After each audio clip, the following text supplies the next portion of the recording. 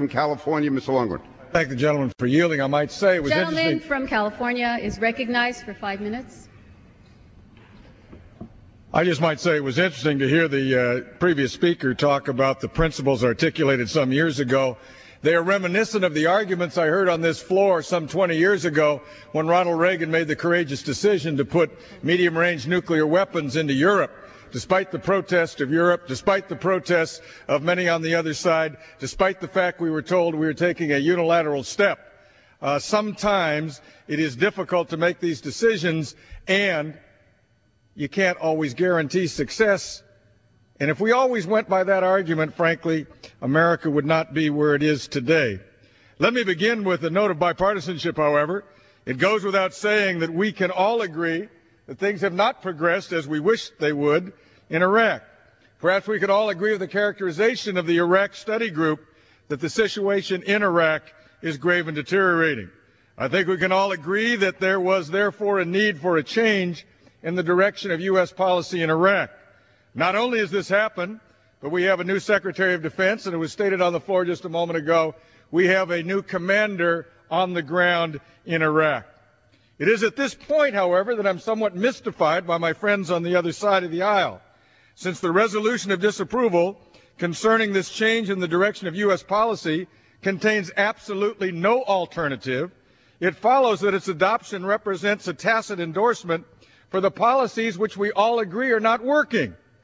It is a simple logical entailment that criticism of a change in policy without any concrete alternative is tantamount to the endorsement of the status quo. Thus, we find ourselves in the ironic situation that to support this resolution is to condone a policy that virtually everyone agrees has not been working. We are telling our troops that we're sending a new commander. We are telling them by this resolution that we don't support what the new commander is doing.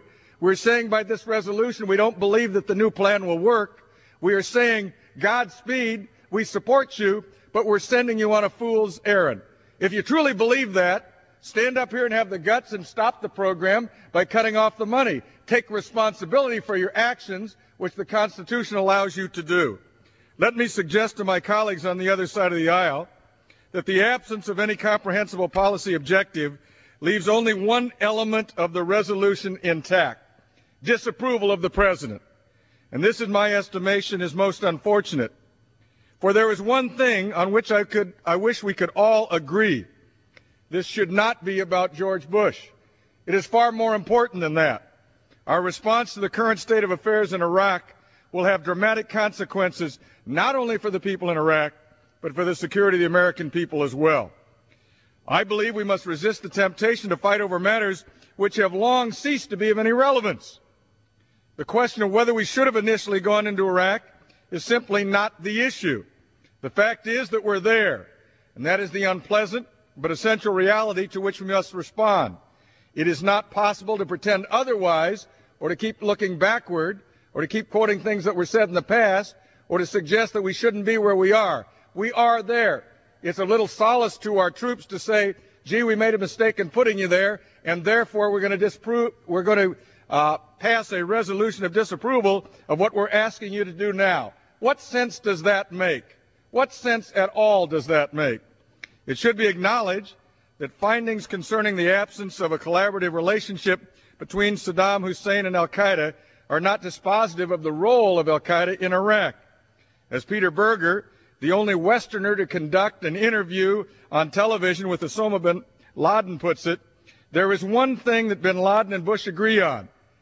There is one thing that bin Laden and Bush agree on, says Peter Berger, that Iraq has become a central front in the war on terror. Berger, who did not support the decision to invade Iraq, warns of a potential repercussion at war's end that could make the blowback from the Afghan war against the Soviets look like high tea at the Four Seasons. This, in my estimation, is why it's so important that the impression not be given that our hand has been forced in by Iraqi insurgents, notably al-Qaeda of Mesopotamia. If we learn anything from the tragic events of the Khobar Towers, the embassy bombings in East Africa, and the attack on the USS